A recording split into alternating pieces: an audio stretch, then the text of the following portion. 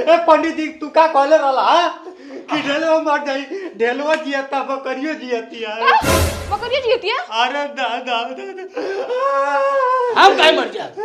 ए ढेलवा हमारे साथ गर्लफ्रेंड के साथ टिली लिली कितना पुक कर कर हमर मेहरारू है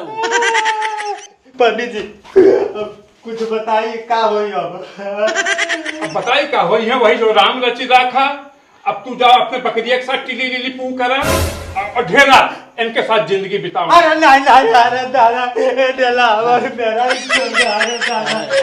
ओकर बिना जी नहीं पाई अरे हमर सोना ऐसन मेरा के लाजी पैबे करे बिना नहीं ई हमार मेहरारू तोड़ नहीं हमार अरे बाबू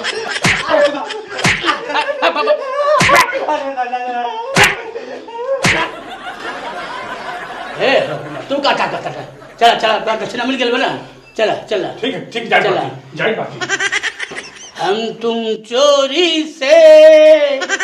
बंधे एक डोरी से गई हो हुजूर चला बैठ जा